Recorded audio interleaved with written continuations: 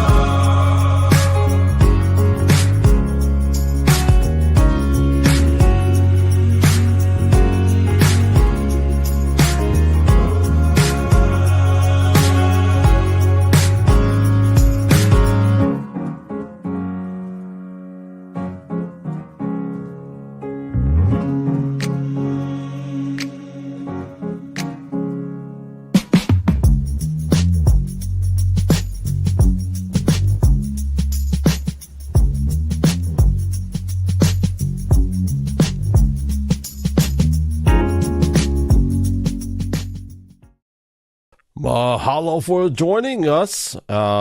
It is 2025, and a lot of bad ideas were birthed out of the good ones not making it out of the starting gate, not making it out of the brain. So we're going to try to challenge myself and each other. We're going to challenge ourselves to not let the bad ideas escape our brain.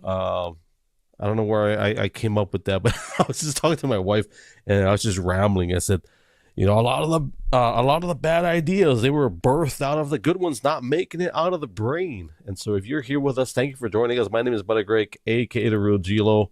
Let me take this off the screen. You are, for those of you that are on X, thank you for joining. Don't forget you can comment. There's a little gray chat bubble. It's very hard to find if you are on the iPhone. But for those of you that are joining us on Twitch, Kick, Rumble, YouTube, Twitch, Kick, or Rumble, thank you. And I'm actually looking at my Kick right now. I'm excited to see what Kick and Rumble are going to do this year because they've been really opening up the floodgates in terms of metrics and viewership. I'm waiting for Twitter/X or X/Twitter or X, formerly known as Twitter, to see. I want to see what they're going to do in the area of that. So, but anyways, we are going to be doing a live podcast recording for Spotify, Apple Podcasts. I'm going to use a video most likely, I believe, if it's good enough. And let me click my record just to make sure that we are live. There we are. We're hot. We are hot. So for those of you that are brand new, if you don't know me by now, it's The Real Greg Lopez, aka The Real Gilo. I've had people on this other app called Favorited, and we'll talk about that once we go live in our full-blown podcast. But they look at my username and I'll give them money, right? I'll tip them, and they're like, "Thank you, Dare or Daryl." And I'm like, man, my name is not Daryl. My name is not Dare. I don't know if I've ever met anybody named Dare. I don't know. I don't know what language that would be.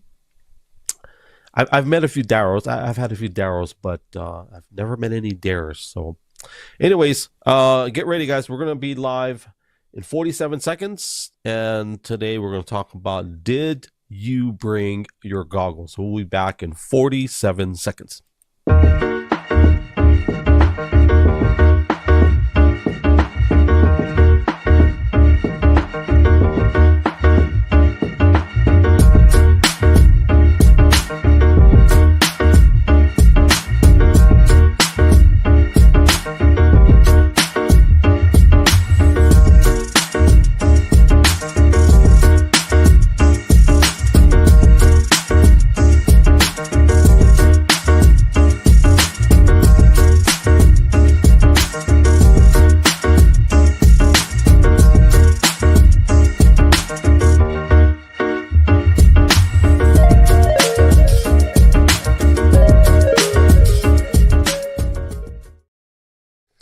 You know, it's like acid wash jeans. You know, it's like, that was a bad idea. That was a bad idea that made it out of the starting gate. Somebody came up, and I'm guilty. I've owned probably 3 or 4 pairs of acid wash jeans. I don't know how that came about. I really don't know. That was a bad idea that made it out of the starting gate. That probably should have stayed in someone's, probably should have stayed on their notepad. But somehow it made it past the board meeting, and Levi was like, "Hey, let's do it." But hey, I'm guilty. I probably was one of the reasons why it was prosperous, because I bought 3 pairs. And back then, $40 for a pair of jeans, bro, that was a lot of money back then. And we didn't have. My wife is gonna laugh when I say this, but growing up, we didn't have a lot of money growing up, right?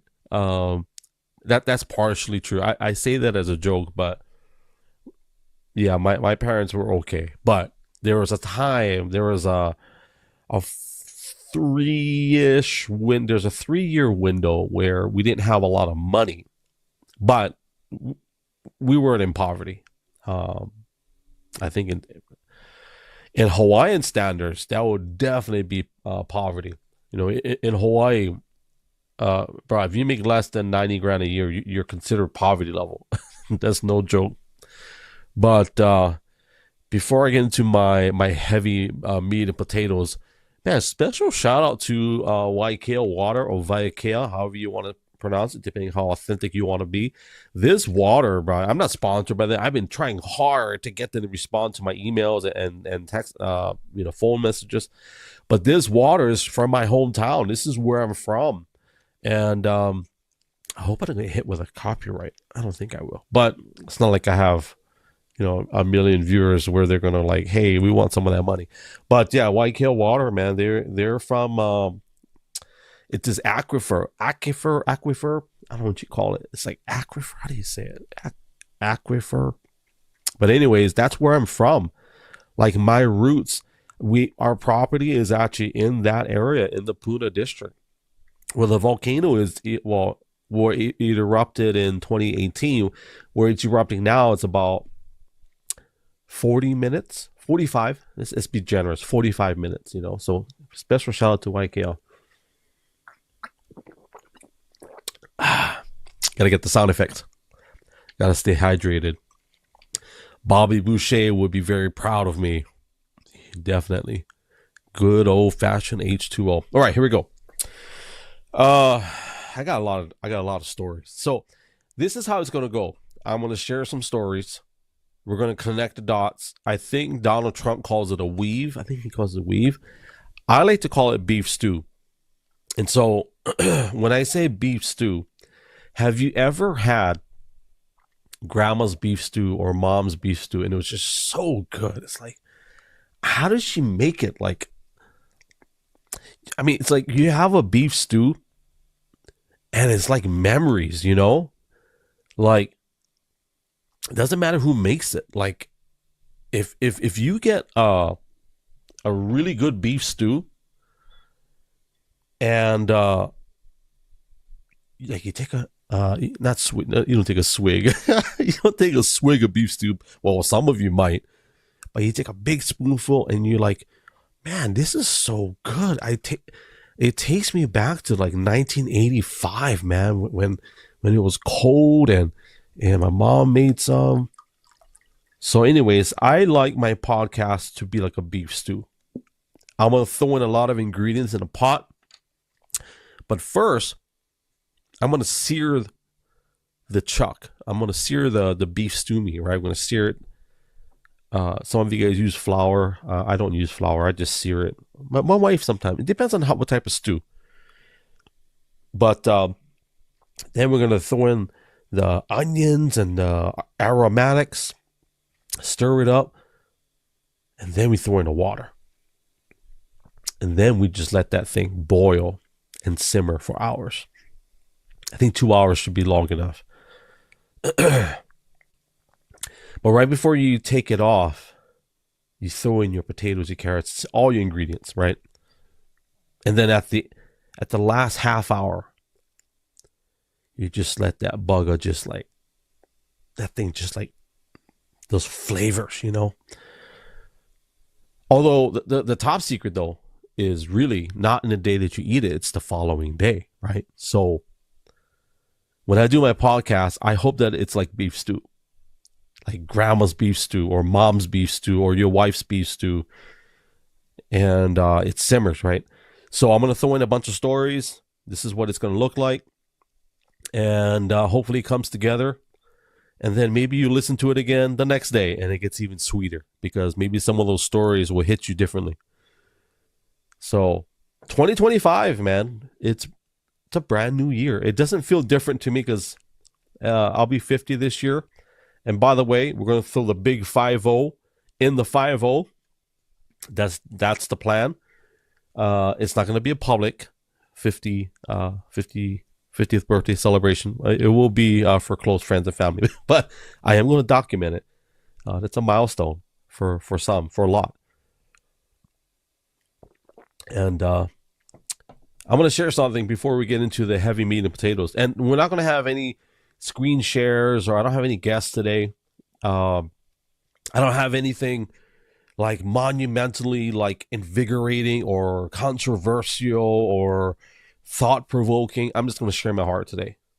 And I think that's a good way to lead off my first podcast of 2025. And this is, by the way, season 3. So I don't have a lot of episodes, but this is season 3 on my Spotify podcast. Actually, Spotify and Apple Podcasts. So let's start the beef stew. I think we'll start the beef stew. I think this is a good way to start off the beef stew. And I love King James Version, by the way. So if you call my title, it says, "Did you bring your goggles?" And I have one of the designs on my video and some new t-shirts that we have. It's Cast Vision. And I'm going to share this Proverbs 29:18. It says that where there is no vision, the people perish. But I love the King James Version. Check this out. It says, "But he that keepeth the law, happy is he." I love King James Version. and how accurate is that scripture? Like, if you don't have vision, right? Like, if you can't see right, you're going to go in the wrong direction. Bro, I'm telling you, I've gone down one-way streets when I'm not supposed to. And funny story about my glasses. So you guys on the audio, you won't be able to see this, but in my glasses, you probably can't even see it on the camera. But these glasses, man, they've been through, for lack of a better word, man, they've been through hell and back. And they're not cracked, but the surface coating, it's like shattered. It's so funny. I mean, it's not funny. It's really dangerous, but yeah. So, anyways, the slippery coating, what do they call that thing? The anti-reflective coating. It's all webbed, right? So everything looks hazy. I know I should get new ones. I'm really bad about glasses. My best eye doctor is in Waimanalo, Hawaii. Waimanalo, Oahu. I've talked about him before. And shout out to, I can say his name because he's a good doctor, but Dr. Kaopua, I think that's his last name. Yeah, Kaopua. I hope that's the right name. But anyways, he's the only eye doctor I've ever been to where he said, you know what? I'm going to try something new for you, okay? This is how he talks. He goes, I want you to put your face up to the machine. And in the machine, you go click, is number 1 better? Or is 2 better? And you got to tell the doctor, I think 2, 1, 2. This eye doctor says, you know what? I'm not going to do it. You're going to do it. And then you're going to tell me. So I said, wow, okay. So I clicked. And I looked at, I don't know. I think I clicked it again. I think I like number 2. He writes it down. Okay, here we'll go to the next one. And I was like, wow, this is a cool. And so I know I got to get glasses here in Oregon. But I really want to go back to Waimanalo and go see this guy because that's the best eye doctor I've ever had in my life. And we're talking about vision. We're talking about casting vision, right? We're talking about, did you bring your goggles? I was going to make, did you cast vision? But I don't know if everybody would catch that. I hope that they catch, did you bring your goggles? So, but the backstory to my glasses is that when I was a kid, I used to make fun of everybody that wore glasses. I'm not even kidding. I used to make fun of my mom, my dad. I think my dad, yeah, but my dad wore like, he used to wear the drugstore glasses. He didn't bring the doctor's recommendation glasses. He bought his own and put it on his own. So I used to make fun of them all the time. And then my brother, and it's like, I think it was in 8th grade maybe is when it happened. 8th grade is when I couldn't see and I was squinting. And my math teacher, Mrs. Sherlock, if you ever hear this, God bless you. God bless you for telling me that I need to go see the eye doctor. She's the one that said, why are you squinting so much? I think you should go to the eye doctor. Well, this is the 80s, right? And, my first pair of glasses, I am not even joking, bro. To all of my friends that are going to quite possibly see this episode, they may laugh and like, yeah, I remember I used to have those glasses. I used to have these round, like bug-eye glasses that were like thick plastic frame. I don't know why I thought that was cool. But it's like what I said early on. It's like I said, I said a lot of bad ideas, they were birthed out of the good ones, not making it out of the brain. So that was a bad idea for sure. And I don't know where I'm going with this story, but glasses, vision. Oh, yeah. So we're talking about for people that don't have vision, right? For he who lacks vision, right? And that just brings death. And I got so many stories I wanted to share, and I'm going to try to chronologically mix them up. so there's no succession in chronological order, because I want to try to pick them apart and place them in and build this beef stew properly. So first story I want to share, I think I shared acid wash jeans already. I shared this one story. Check this out. So I was in college, right? I was in how old was I? Was it 18, 19? I don't know how old it was. I think it was 18 or 19. And because I graduated high school early. I graduated high school when I was 17. So I was in college already when I was 17. I think it was 19, 18 or 19. Anyways, got my Toyota Corolla, 1984, like Toyota Corolla with no cassette, just radio, FM, AM radio, push button, full analog car. A lot of these kids today, they won't even know what that is. But I had Toyota Corolla, 4-door, basic roll-up windows. We couldn't afford power windows back in 1993. So, as a matter of fact, that car, my dad bought it from this old Japanese man in, I think it was Nepali, Nu'uanu, they called it. So Nu'uanu Valley. And this Japanese guy kept it in his garage. So this thing had low mileage, bro. It was super low mileage. Well, we didn't really take extremely good care of the cars. We just kind of ran them as, yeah. I mean, we tried, but anyways, so coming down the Leaky tunnel. So for those of you that don't know, these tunnels, they're like maybe 3/4 of a mile. It goes through the beautiful Ko'ola Mountains in Hawaii. Got my friend Kainoa.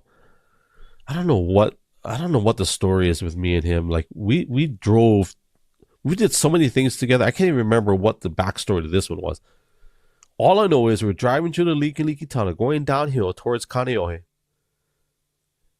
and the car is starting to rev, bro. It's like, I'm like, I'm like, hey, Kainoa, the car not like slow down, bro. I'm really talking to him like, bro, I don't know what's going on, and he looks at me like, why, what happened, bro? And we're going like 60 something miles an hour, okay, and we're increasing, and the speed limit now, okay, is 45 in this tunnel, and it drops down to 35 when you get out because you got to go in this turn. I'm going 65, 70, 80 miles an hour. I'm like, bro, this car. And if you know anything about Toyota Corollas back in the day, they weren't built to go over 85 miles an hour. As a matter of fact, I think the speedometer stopped at 85, maybe with 100. And I'm like, this car will not stop. And the engine kept like just, it was flooring it. Like, and I tried to put it in neutral, and the engine just was screaming. Like, I can't make the sound effect, but like, can't even do it. But I'm like, bro, we're gonna die. I'm like, we're gonna die. I didn't say that to him, but he said, just put on the e-brake. It didn't dawn on me to turn off the engine, but I didn't want to turn off the engine going that speed. I didn't know what to do. So put it down, back into gear, coming out of the tunnel, just right in the brakes. Get out of the turn, and we're going to, I don't know how fast it was. It was pretty fast though, because I could feel just the car just didn't feel safe. And then we get to this one section where, if anybody knows Hawaii, there's this one grassy section where it passes this like kind of like a scenic point. And I saw my window of opportunity. So remember earlier I said a lot of bad ideas were birthed out of good ones not making it out of the brain. Well, this good idea made it out of the brain. Yeah.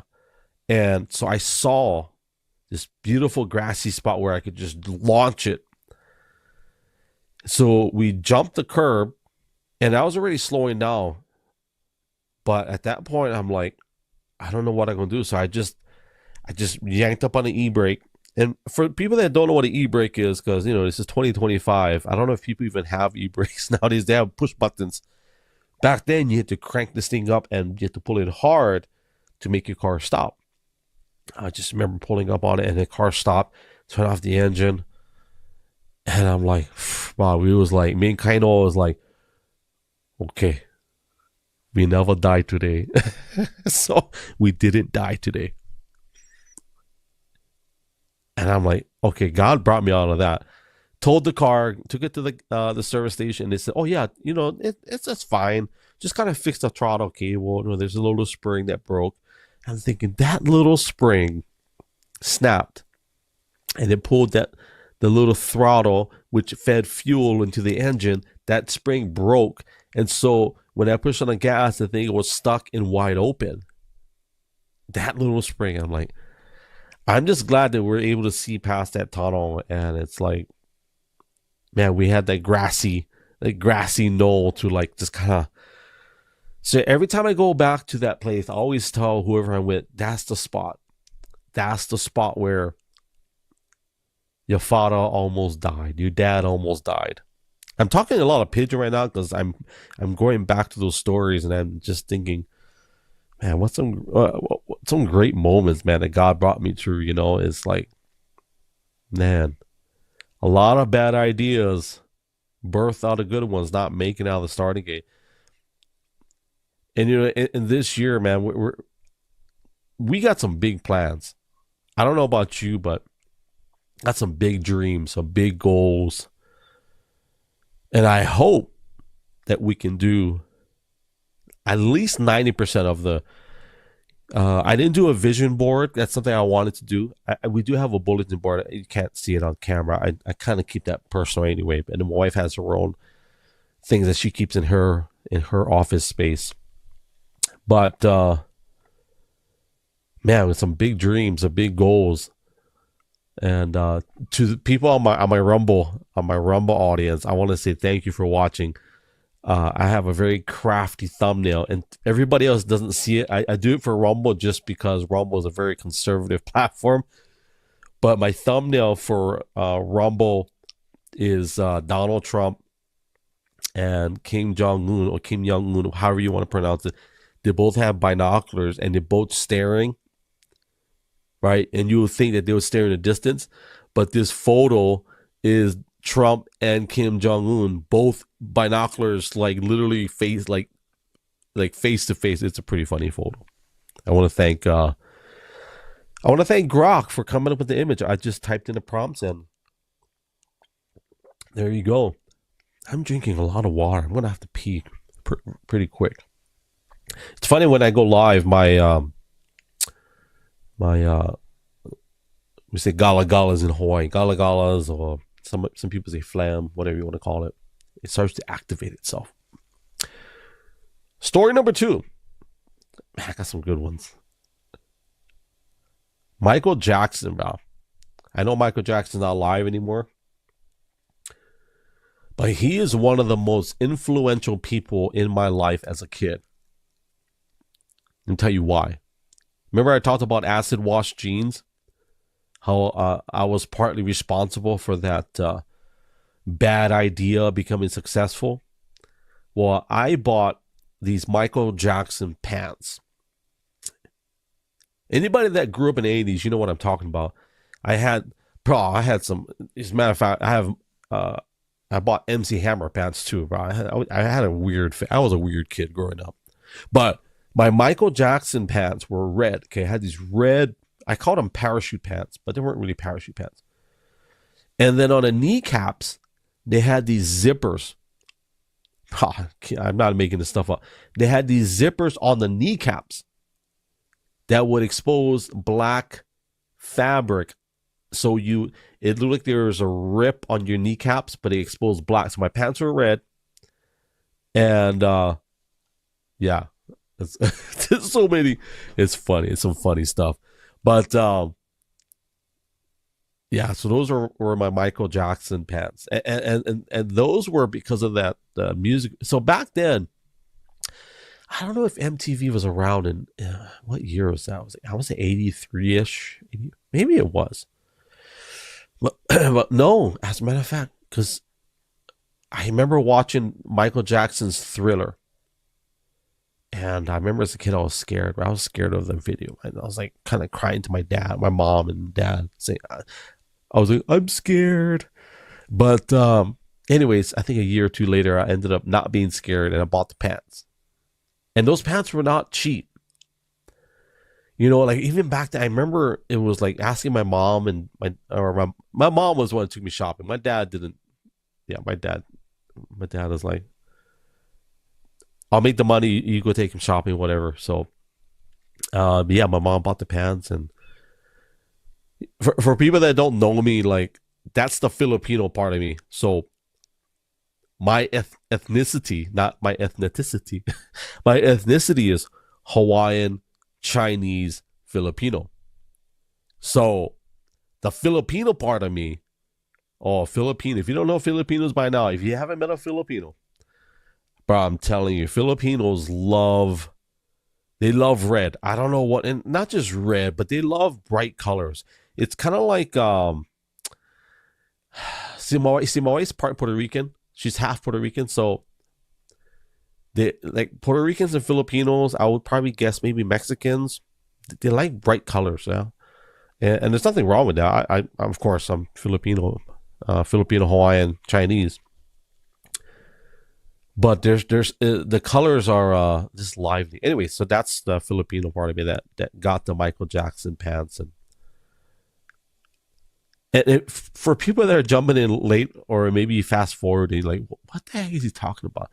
I've got some stories to share, and we're building up this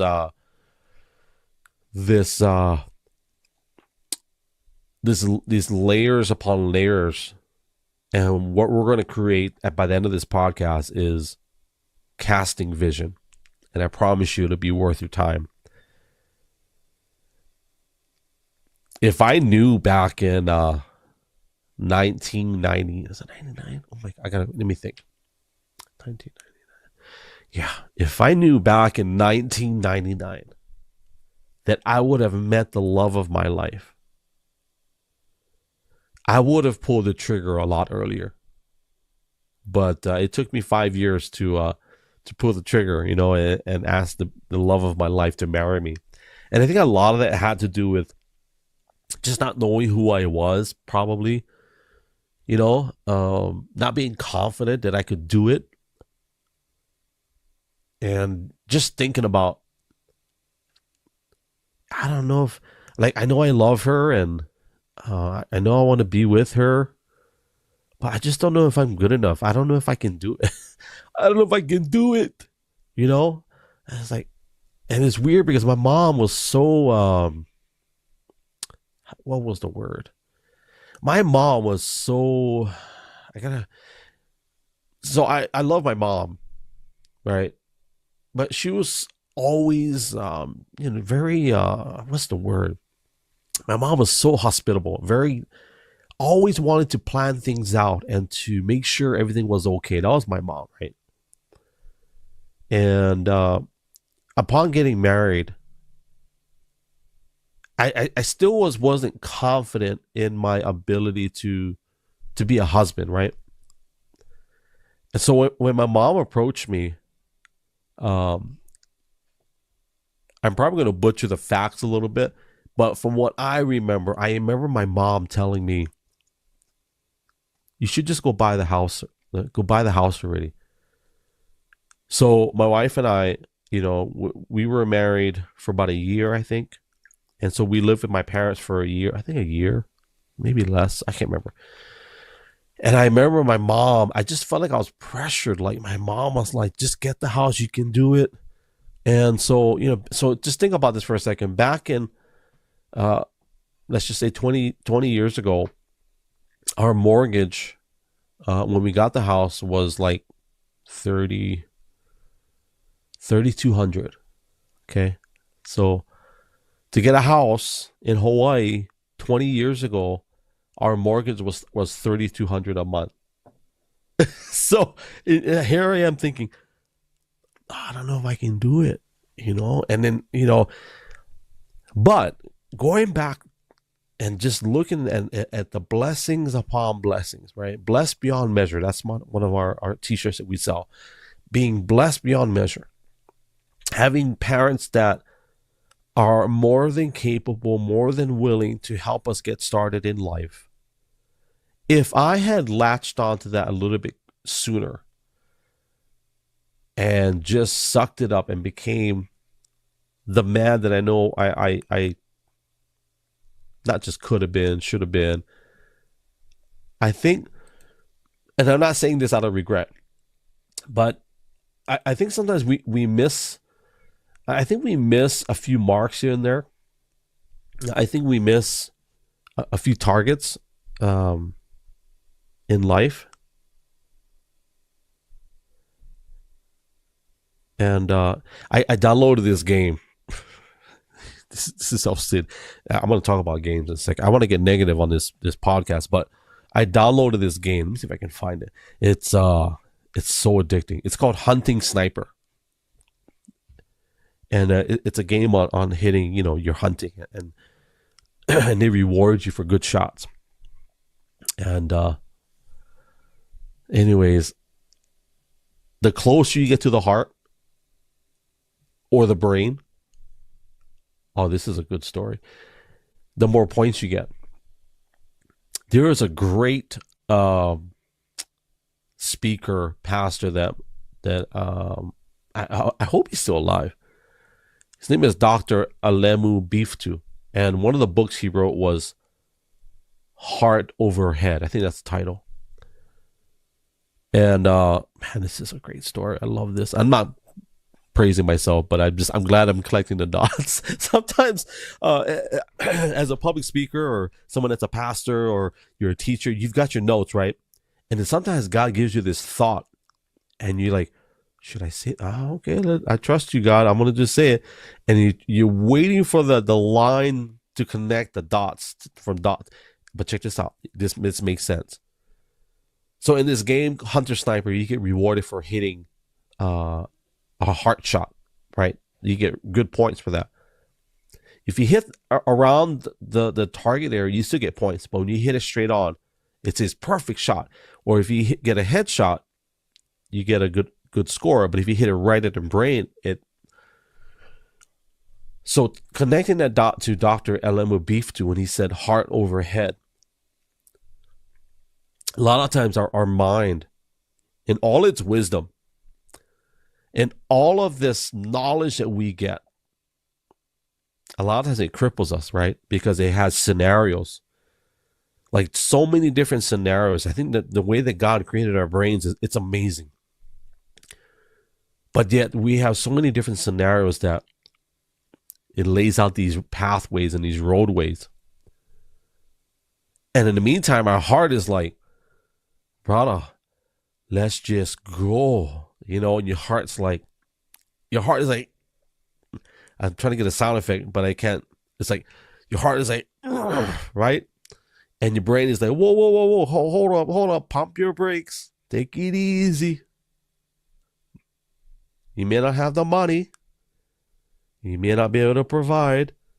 Or maybe you might, I don't know, $3,000 a month. That's a lot of money for paying for a mortgage.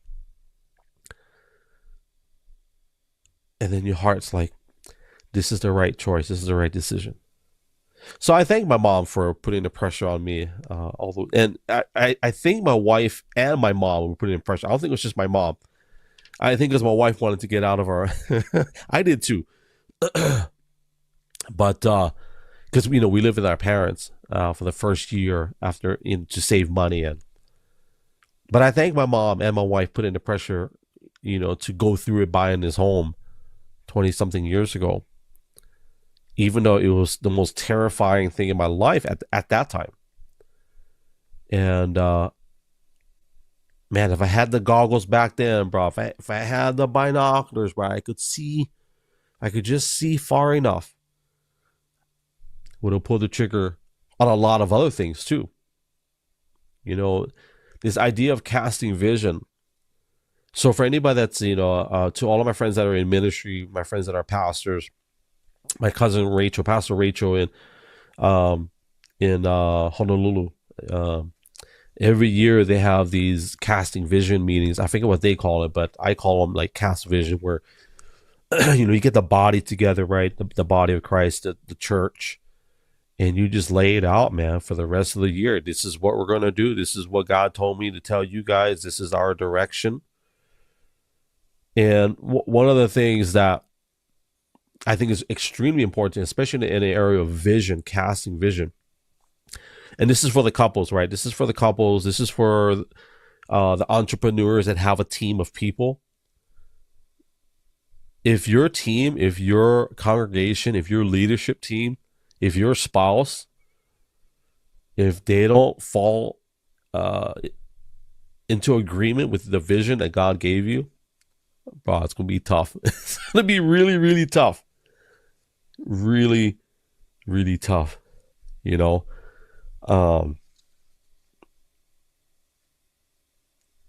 sometimes we don't have the, when it comes to teams, maybe you don't have the right team around you. Maybe you don't have the supportive leadership team around you. Or maybe you don't have the best friend that loves you, even though they know everything about you. Maybe and that happens, right? Because I'm at the stage of my life where I've got a very small circle in the area of friendship, I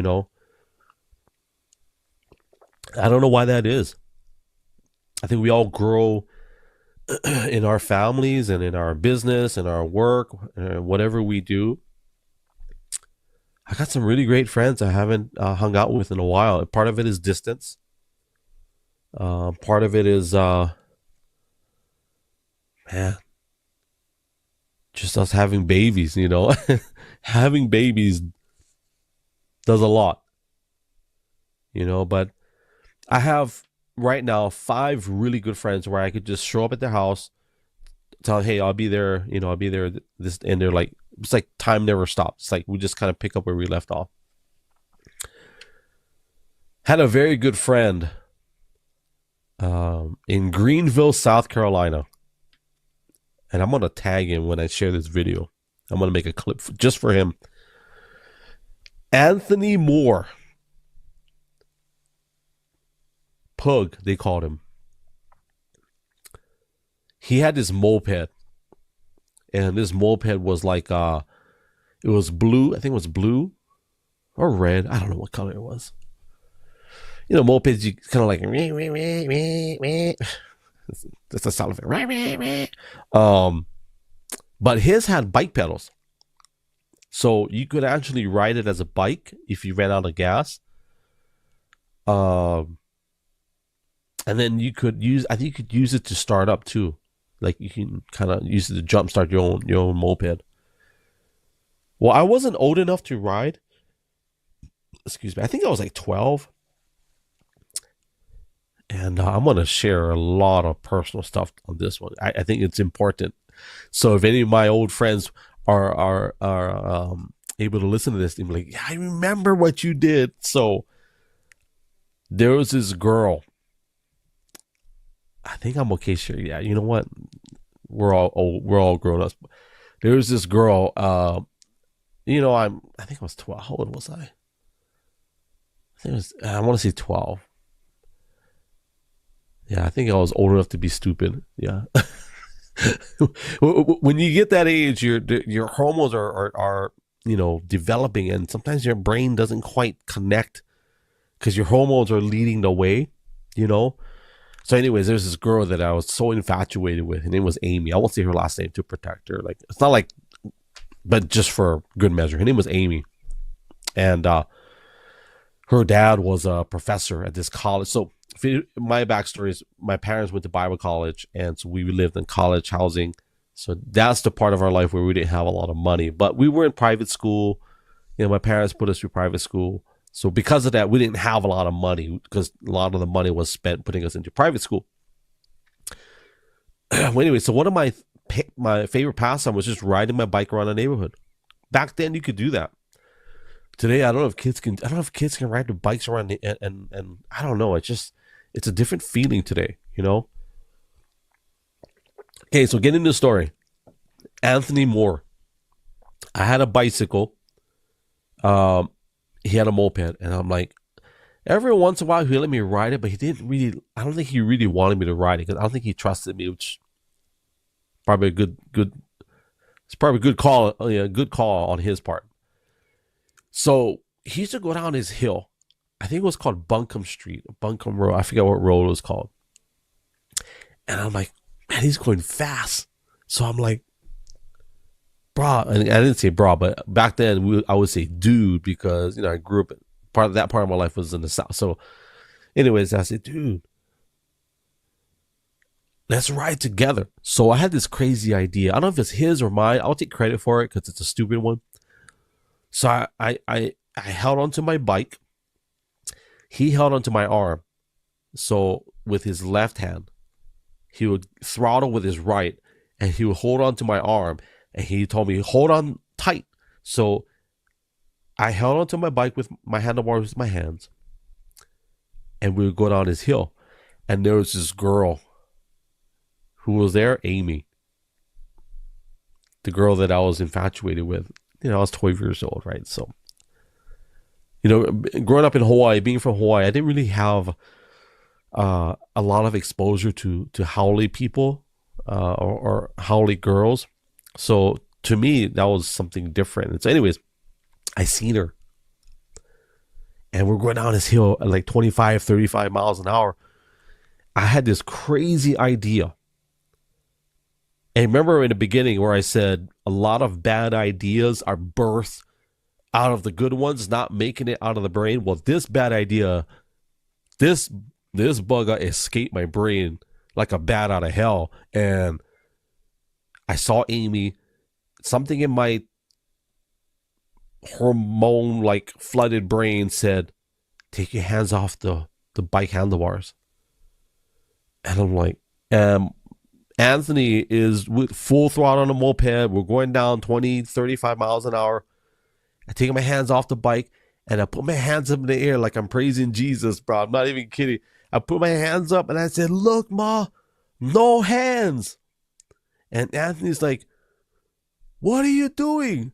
No. As soon as I said no, bro, I don't know what happened, but my bike wheel started wobbling and it hit his moped.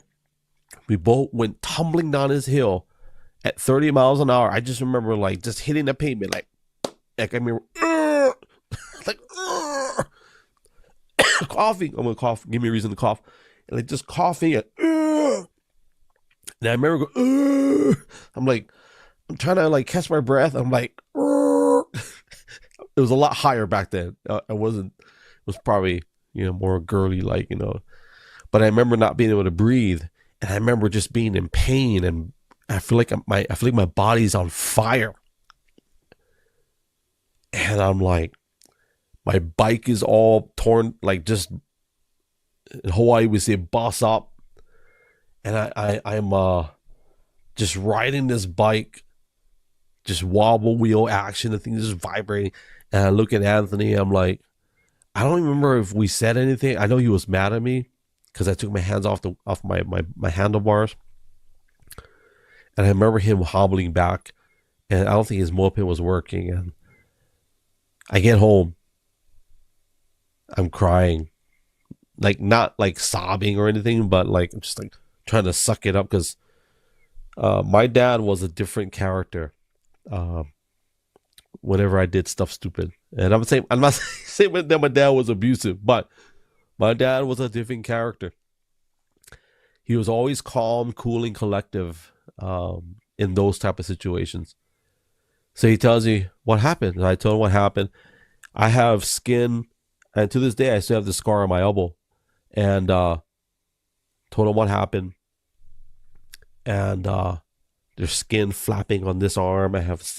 I'm bleeding on both arms. My knees are all bloody. I don't know if my face had some stuff going on with it. So he says, oh, okay, just go get in the shower. And I was like, I was so calm. Okay, I feel good now. My dad, bro, he turned on the shower, ice cold water. And I started screaming and crying. I'm 12, whatever. So I started just sobbing, like, and my dad is like, and I'm gonna probably embellish the story a little bit, but this is how I felt. I felt like my dad was like, you see, good for you, bumba you learn. So for anybody that never heard that phrase before, my dad, when he said stuff like good for you, bumba you learn, that's like, I hope that you learned your lesson today. So I'm going to continue giving you an ice cold shower so you can remember what this felt like. That's what my dad said, but in his way of, you see, good for you, bumba you learn. So had I had the foresight, if I had my goggles back then, if I had those binoculars to see what would have happened, I would have kept my hands on the handlebars. Matter of fact, I probably wouldn't have done that in the first place. But, Amy, the girl that I had a crush on, was right there. So, something had to have been done. Yeah, so something had to happen. So it's amazing, though, how God just, a lot of worse things could have happened. A lot of, that was a very weird time of my life, like, to put it into context, back then, so back from 1985 through 1992, that was the time that I was there in the South. There wasn't a lot of diversity. There wasn't DEI. There wasn't like quote unquote Asian population. There was like one, right? There were a few Hawaiians in that era because of this school that we went to, that my parents went to, that a lot of the connections. So once one Hawaiian finds out, they tell all their friends, right? And so my auntie went to the school. As my two of my aunties went to the school.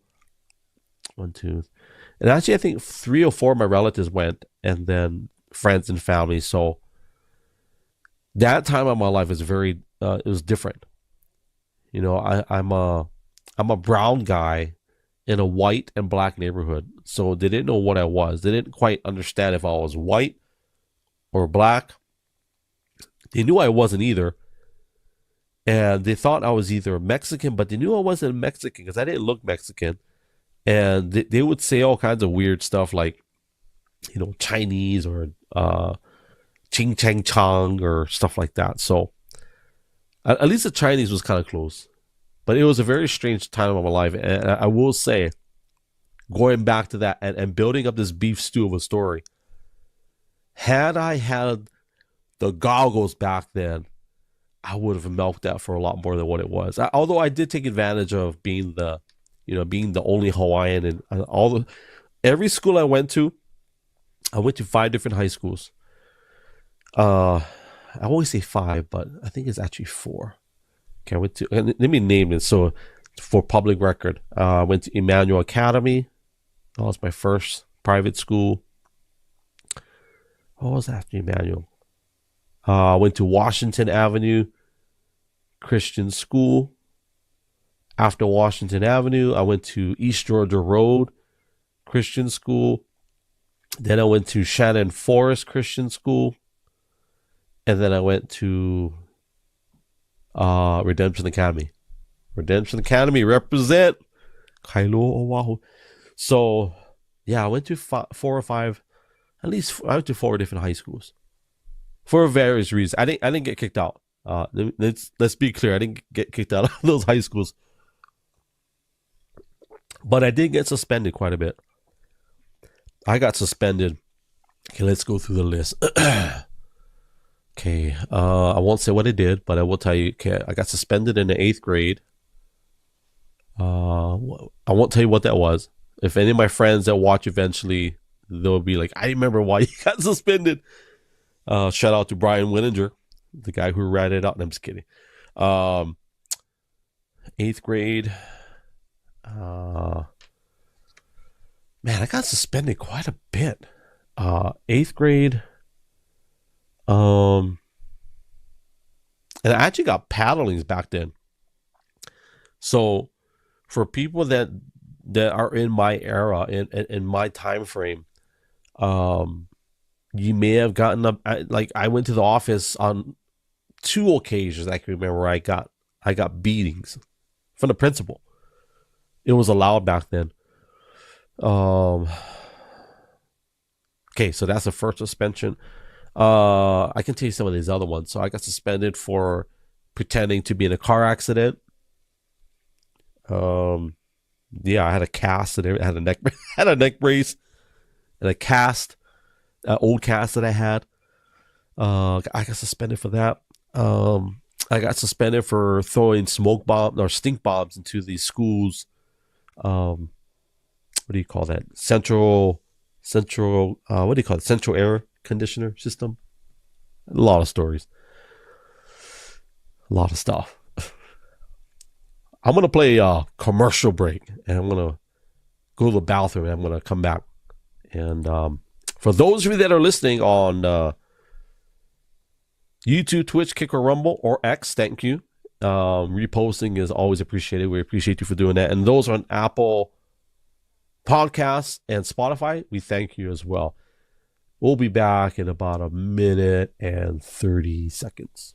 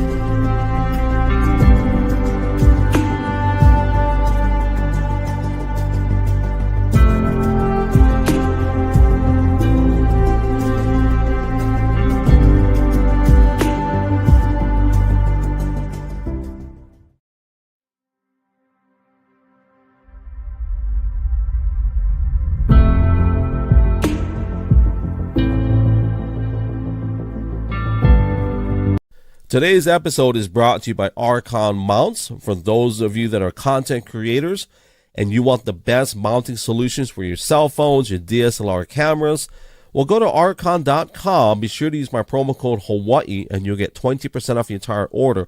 Also, all of their products come with a lifetime guarantee. So head on over to archon.com, keeping your devices within reach. All right, so to finish up the story on my getting suspended, being suspended, 1, 2, 3, 4. How many times was I suspended? Shoot. Okay, so I did. So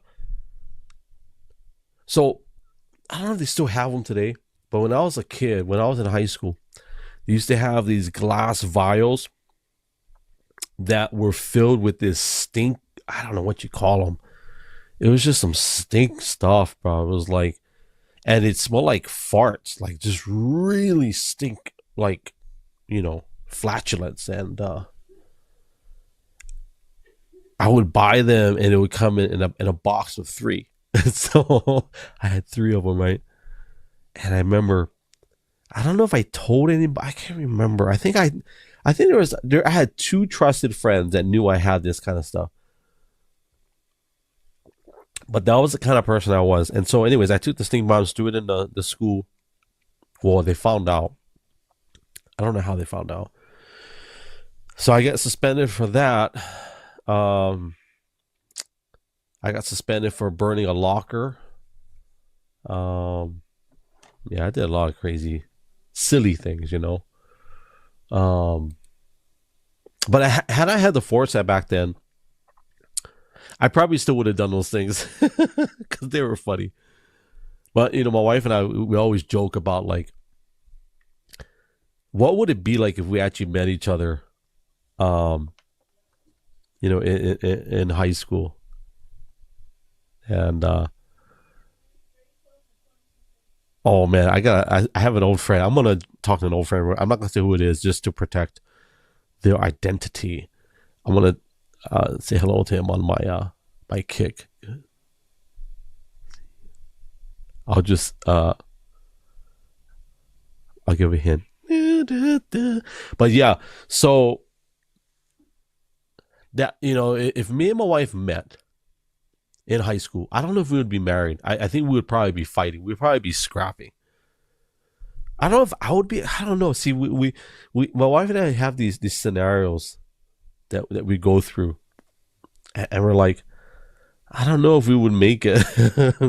we would. I would probably be the guy that would make trouble to her and just run away. That's the kind of person I was in school. I wasn't really a fighter, although I did get into some fights. And I don't know if the fights were racially motivated, but I mean, I know they weren't, because every fight I got into, except for one, can let me think real quick, of actual fist fights. So Shannon, I got in a fight with Shannon, Chris. Who was the other one? There's another one with the neighborhood bully. So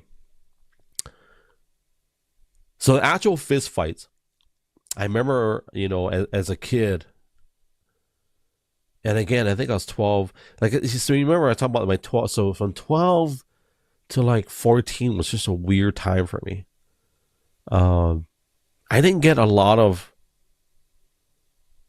like instruction from my dad. I mean, I did.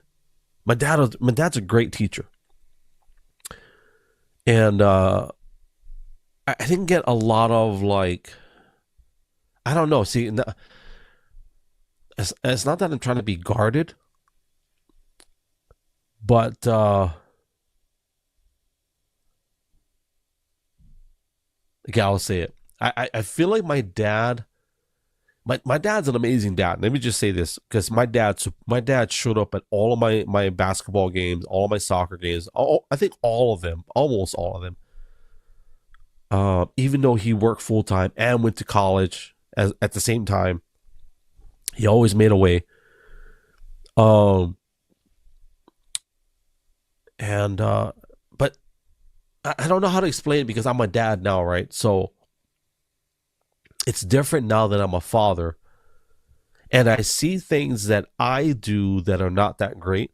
So you remember in the beginning, I said a lot of bad ideas are birthed out of the good ones, not making it out of the brain. So as a father, I see a lot of mistakes that I've made, and I'm like, I think I can do that better. And sometimes you get caught up into this, like, I don't want to do what my dad did or my mom did. But I think that's a bad way to look at it because I'm grateful for what I got. I had both parents, they both loved me, both supported me.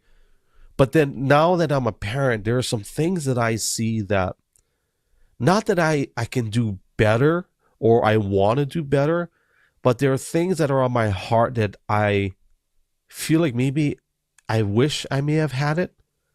And there's no regrets because looking back when I was 12 to 14, it was such a weird time. And to really put it into perspective, I had a great childhood. I really did. I was so blessed. But I think some of those fights I got into, a lot of them probably were obviously I made my own choices, my own decisions. But I think it wasn't until I was like 13 or 14 my dad started teaching us martial arts. And it was probably because maybe my dad saw what I was doing. So, you know, but there was a neighborhood bully. And I can't remember how it happened. I just remember we started getting into a fight. And I remember we were throwing blows. And I remember, so if you've ever been in a fight, for people that are MMA fighters or if you're into boxing, when you get hit, when you get clocked, things slow down, right? And just everything slows down. But yet for me, I remember looking at it after getting hit and we're both, trading blows. He was a lot bigger than me. And I don't know what it was. I think I didn't feel that what he was doing to my friend was right. So I figured, I'm going to step in. And I don't even know all the details. I just remember getting into a fight. And I remember the heat. So if you've ever been in a fight or fights, what I still remember is the heat. I remember being hot, my temperature rising. I remember obviously the adrenaline. And I remember and then it's not until after where you feel the pain. It's like, I remember my fists were sore, the bones I remember my foot was sore because I kicked this guy in between the legs really hard, as hard as I could kick him. But he didn't go down. It was such a strange, I was a small kid, so it probably didn't really hurt. I don't know. It doesn't take much, though. I can probably do that. It doesn't take much to hurt a guy in that area. So, but after all of that, I'm taking a long time with this story. But I remember he called me a name, and I will remember that for the rest of my life. And it wasn't racial in any way. It was just a stupid name. Such a stupid name. But it was funny. To me, it's funny now. But back then, I was confused. I was like, did you just call me? Like, wait, what? And I didn't quite it was just one of those weird, it was an insult, I guess. But after that, it's like, he went his way, I went my way. And then I can't remember which, I want to say it was Shan. I can't remember who I was with at the time. Man, who was I with? Can't remember. I can tell you what friends I had though. Shannon, Anthony, Mike. Yeah, those are my friends growing up, at least in that neighborhood. So anyways, yeah, so, I've been in the other two fights that I can remember, the fist fights, were with my best friends at the time. And I don't even remember what we were fighting over. I just remember those two were trading blows too. I remember getting clocked like right here in the side of the face. I can remember what it felt like. I can remember just the heat, right? Now there's another fight that I got into. It wasn't really a fight. I just hit my friend Chris, and I'm gonna say this: To my friend Chris in Washington Avenue Christian School, I'm not sure if you're still around. I just gonna publicly say I'm sorry for hitting you. But I remember that particular. It wasn't a fight. I don't remember I don't remember what it was about. And I remember just getting my fist like all clenched up, and I clocked him. And I remember he was like, "What are you doing?" And I remember his glasses fell into the ground. And then after that, we weren't friends after that. It was kind of a sad thing. But I think he was saying something that I really didn't like, and he would not stop. But that didn't warrant, me hitting him. And I'm sad now. I'm sad now thinking about it. How different would life have been back then if I had the goggles? If I could just slap the goggles on 8th grade Greg and say, "Hey, stop for a minute. Just take a look." But there's so many stories like that, as a kid, where if I had the goggles, I'm wondering how many of you guys, if you could go back and give your old self the goggles to look a little bit ahead, not necessarily 20 years ahead, but like just, I don't know, maybe a couple of months ahead, or even a few minutes ahead, right? How different would your life be? And man, there's so many chapters I want to share, but I'll stop at that. I'll share another story. The Opihi. Check this out. So, what year was this? 1993. I think it was 1993. Just graduated high school. Man, I used to love. So in Hawaii, we got this. Okay, we're back in Hawaii now. So there's this delicacy. We call it this is Hawaiian gold. We call it. I don't know what we call it. I call it Hawaiian gold. But there's this shellfish. We call it opihi. The English word for this is limpet. So limpets are like snails that squeeze onto the rocks, and they have this little hat-looking feature. And I'm reading my Kick comments. It's so good to see you. I won't say your name, but on Kick, it's good to see you. I'm glad you're here. What was I going to say now? Oh yeah, so the opihi. It's so tasty. It's basically a sea snail, but it's attached into the shell. And so the way I'm trying to find something I can use as a prop, but let's use this. So let's pretend this is an opihi. So when the thing latches onto the rock, what happens is it squeezes itself literally airtight, and you can't get it off the rock. And that's how it defends itself against predators. And typically they'll be on the shore. What do you call that? Like on the shoreline.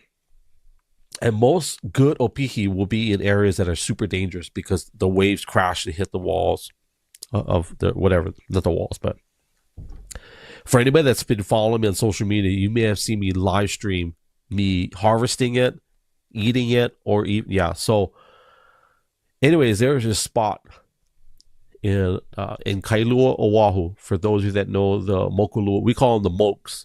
And so there are these twin islands.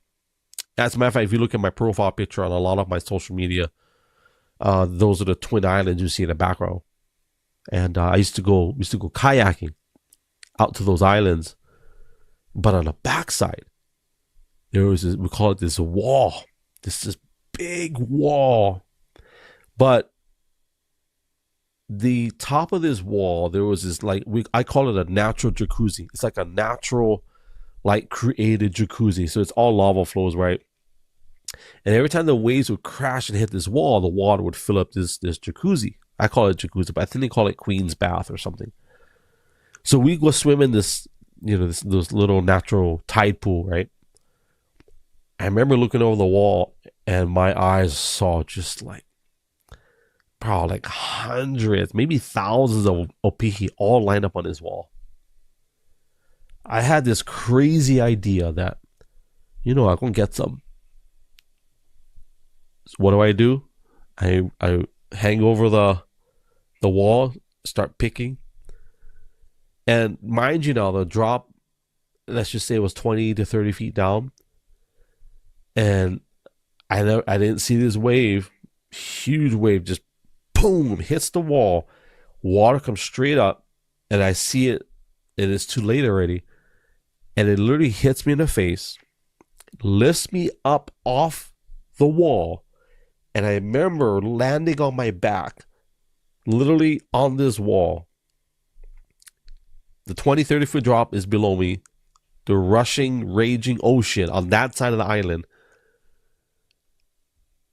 It could have been messy. And I remember having a cut on my back. And my friend that was with me, Kavika, I remember he told me he was tripping out because he saw me up in the air, landing on the rock. And I would have been gone. And I'm just grateful, man, that God is like, no, not today. God's like, not today. We got you. Sad story on that same area. A few years later, there was a U.S. Marine that I think he fell off his kayak or something in that same spot. He ended up drowning. And that's a Marine. Like, they train in the water. And he didn't make it. And I'm thinking, man, I was a little bit older. I'm like, man, I'm so glad that it could have been really ugly if I had fell over the edge. But when I look at that same guy, Kavika, we had some crazy stories just in that. So if you don't know me, like I lived in the South as a kid, but predominantly a lot of my life was in the ocean, just because I wasn't a surfer. I did boogie boarding, bodyboarding, whatever you want to call it. I love spearfishing, and here's a funny story to connect the dots with this one. Same guy, me and Kavika, that same beach. We had this crazy idea. Let's go snorkeling. And so we had our spears, we had our fins, and we had our goggles, we had our mask. So we went swimming. I think we went out for like an hour, like at least an hour, right? And then we got to the point where it was deep. It was like 20, I want to say 15. It started around 10 to 15. And then after that, we couldn't see anymore. It was just, we could see a little bit. So I want to say it's about 20, 30 feet deep. And we was getting tired. And we was way out, bro. It was, I would say a mile out. I wouldn't say a mile out. With just fins. We had snorkels, we had our spear, because we thought we were going to go spear fishing, but there's no fish. There's probably fish and sharks, but in that bay, there's actually, there's hammerheads and tiger sharks, and they're all over, right? But we didn't see any fish. It was too deep, and we weren't really good divers back then. But I remember we were getting tired. And we're looking back at the shoreline. We're like, man, it's going to take us a while to get. And we were struggling. And I can't remember if I think it was him. I'll blame it on him. But he dropped his spear. And mind you now, the spears back then, we didn't have a lot of money to buy spears. So the spear that he dropped was like a graphite spear. And it's like, wow. The spears was like, back then, like, I don't know, $50, $60. So I remember him trying to dive down to go look for the spear, and he couldn't find it. I'm like, what? Just forget it. Let's go. And I was cramping up a little bit. So if you ever get cramps, typically, I may be wrong, but typically, my dad taught me, you just lay on your back and you just float. And the worst ones you can get in the ocean is stomach cramps. If you get a stomach cramp, oh, bro, that's a tough one. But I was getting cramps in my calves because you're paddling all that time, and Of course, it wasn't in shape too. I mean, it was in shape, but not like to be swimming for an hour, with nowhere to rest. Like there was a couple of, now that I remember, there was a couple of spots where we could stand on there was a couple of coral we could stand on, but after a while there was nothing to stand on. So I'm like, man, I'm so glad God was like, even then, God's like, no, not today. And I'm gonna blame this on Uncle Vika. It was his fault. So he probably won't ever watch this or listen to it. So I can blame him all I want, So, but going back to that part of my life, I'm like, there's a lot of things that happened, a lot of bad decisions that I made, right? That probably could have been filtered better, but they weren't, which I think is funny that as a kid you think you can do some things, but there's this little part of the brain that doesn't develop, for guys anyway, until you're like in your 20s. So I think it was Good Reasoning. I forget what it was called. Dr. John Strukins, who's a former guest of mine, he can probably tell me what that is. I'm going to share 2 more stories and we're going to land the plane. And I think I've shared quite a bit already that I think would be good. This is related. One of the things I used to love doing is night diving. And trust me, all these stories are going to come together because we're building up this beef stew. So people that are like, you just telling story after, well, there's a purpose to all this. Donald Trump calls it a weave, where he'll weave everything together. We're building up the beef stew, and by the time we're done, hopefully it'll be good enough for to let it sit for a minute, and then you can listen to it or watch it again later. There is this place called Cement City in Haleiwa, and I don't know if my cousins will ever watch this, but I'm going to tell the story as I know it. And if you've never been night diving, I would highly encourage you to do it at least once in your lifetime. I used to do it quite a bit just because it was fun, and the fish are a lot easier to catch at night because they're sleeping. Most of them, not all of them. But so we went to this place called Cement City, and I remember going with my cousin Fred. So we would go out in teams, yeah. So you always had somebody with you, and I think we had maybe 6 or 8 guys total. I know me, my dad, Joey. I think did Joey go with us? I know David went. I can't remember. So my cousins were, my cousins are great fishermen, amazing fishermen. So I remember going with Fred. My cousin Fred went to we call it the breakers. So the breakers are where the reef kind of ends, where the the ocean, like the deep ocean, meets the reef. So a lot of the waves will happen there typically. And then typically there's a drop off where it's like deeper, the water's colder. And so usually where the water is deeper and colder, you have your bigger fish.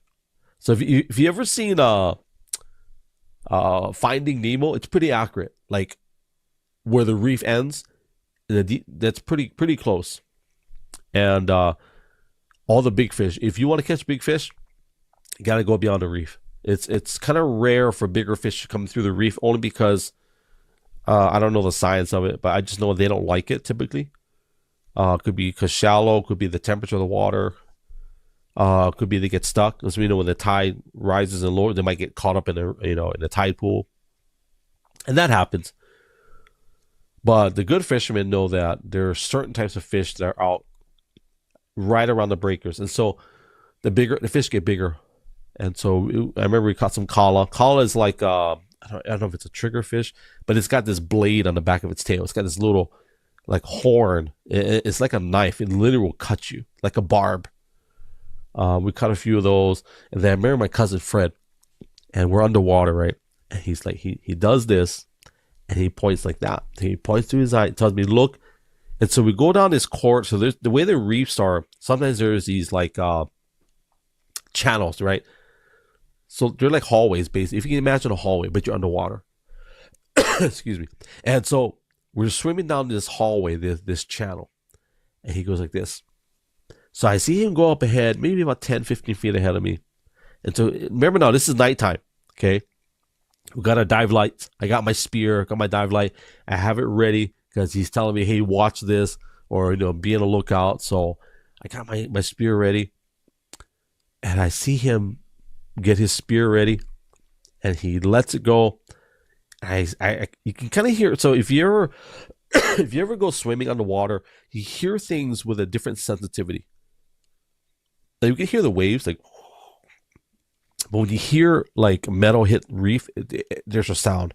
I remember hearing that sound, and I remember there's this flashing, like a shimmering, and this is a funny story. He missed the fish, and I kind of see him kind of going like back and forth, like, left to right. And then I see him just kind of like at the last second turn, and the fish goes right by him. I'm thinking, wow, why is he dodging a fish? But I see this fish coming my way. You can see this teeth, like just, bro, it's like if you could have sound effects on the water, but this fish was like, kind of like how in the cartoons, you go, and you can see this teeth is like, and I'm looking at him like, bro, this is on barracuda. And I'm thinking, this stinking Fred, this bugger went shoot one barracuda and he missed. The barracuda's coming this way. I went turn two and thing went swim right by me. So if you know anything about barracudas, bro, they're not afraid of humans. They're not. I at least that's the thought process. I don't like they will attack. Like, I don't know if it's to attack or attack out of fear or whatever. I just know that he missed. That fish was not happy. He came for him, it came for me, and we're in this hallway, this channel, this corridor, and it's about, I want to say it's about 6 feet deep, maybe not even that deep. And I just remember, wow, that fish was coming at me with his teeth, just like, and if I could go back then and tell myself, hey, don't go out there with Fred, or tell Fred, hey, don't miss. I would definitely tell him, hey, bro, don't miss. Take your time. And the tough thing about, so anybody that goes spearfishing, there's two aspects of it. The deeper you go, and the more crevices you can find, like underneath, like there's like an overhang or in the small little caves, you're going to see more fish typically hiding, right?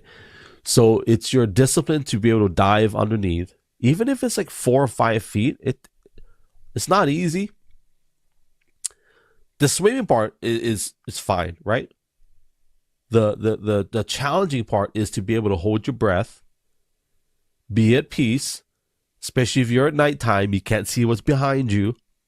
The other aspect is being able to hold your position, have your spear cocked and ready, because it's like surgical tubing, right? It's got a lot of resistance. You got to be able to hold it. Then you got to find your fish, and then you got to make sure you take a good shot.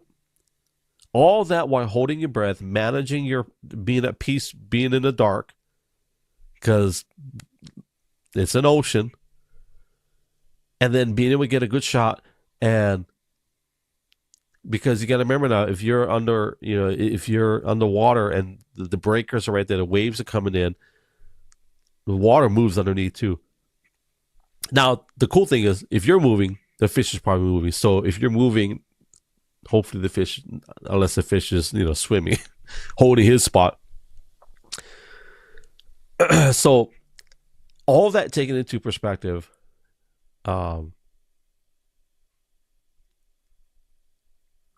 if I could go back and say, hey, tell Fred, like, don't miss, and then maybe you take a shot.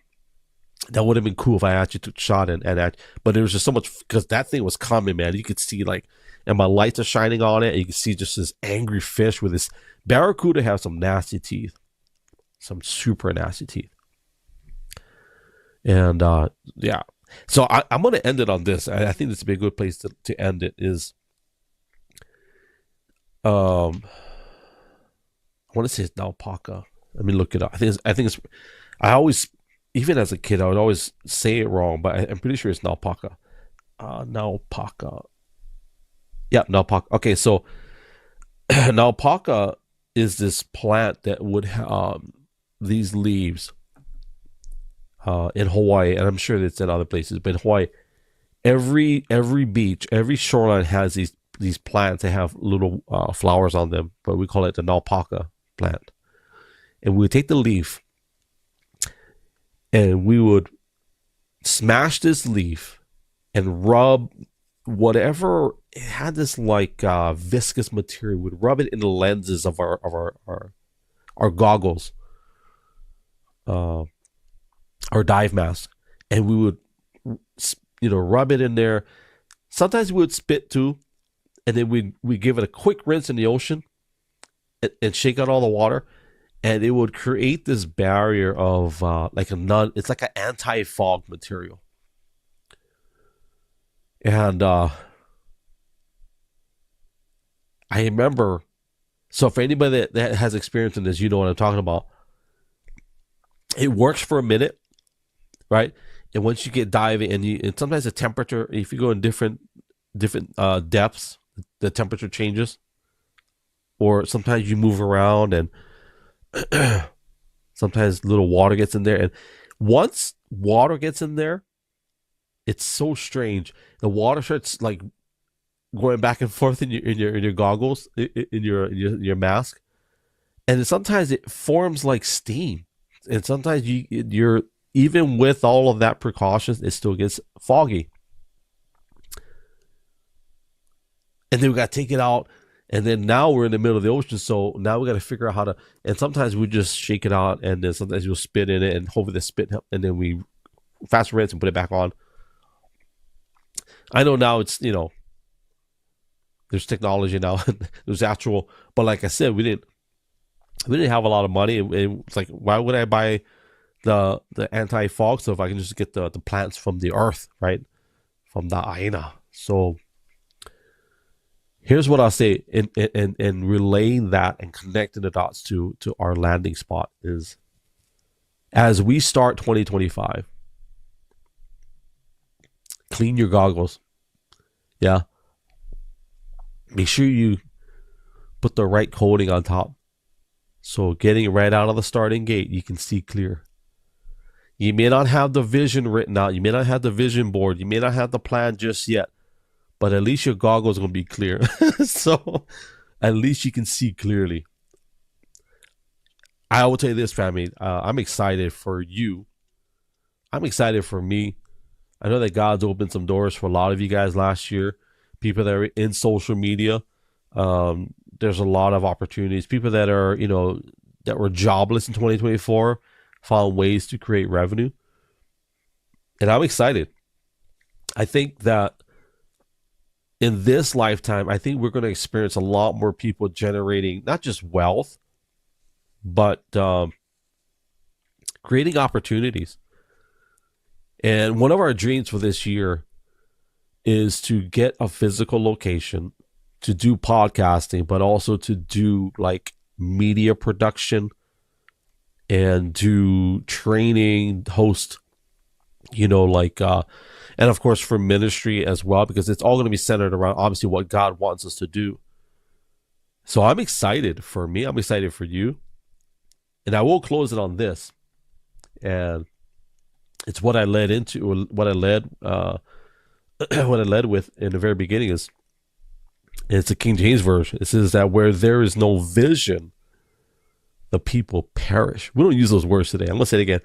Where there is no vision, the people perish. But he that keepeth the law, happy is he.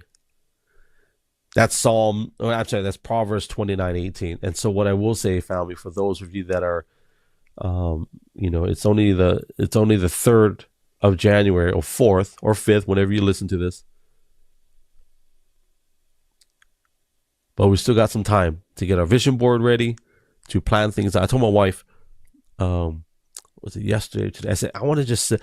Can we just sit at our desk and let's just go back and forth because we haven't done that in a while. So we definitely got to get that out of the way. Of course, tax season is upon us. I'm excited. We got a lot of filings to do. Got my emails already from the tax people, so we got to do our filings. I wish I could say we do one filing, but we got quite a bit. 1, 2. We got to do at least 5. I think 5 different filings. So it's all good. I'm excited. So that's that, family. Did you bring your goggles? And if you brought your goggles, are you wearing the right ones? And if you're wearing the right ones, are they clean? So inside your sane head, praying, let's put him up. Praying for a return. Yes, sir. I don't know how our taxes are going to look like this year, but we've got, we've 1, 2, 3, 4. We got to do, for our LLCs. We have 3 LLCs to file for, so we shall see. Well, we kind of have an idea on 2 of them. So, but yeah, did you bring your goggles? And if you didn't, it's okay. Go find some. Write it out. Cast some vision. And just want to say appreciate you guys. A lot more exciting things coming. This is our first Glow Sessions podcast of 2025. This is season 3. And I just want to say I thank you guys. I appreciate each and every single one of you that take the time to just listen to me talk. I got something special planned for the month of January. Stay tuned. If you're not following me on all socials, links are all in my bio. So that's it. I'm going to land the plane. Thank you for your time, your hearts, your super hearts, your data, all that good stuff. But most importantly, family, thank you for your time above everything else. And I hope that the exchange of your time for this was worth it. And as I always say, from my family to yours, love you guys. God bless you guys. Ahui ho. Aloha and mahalo. Yes, sir. Chihu. Aloha.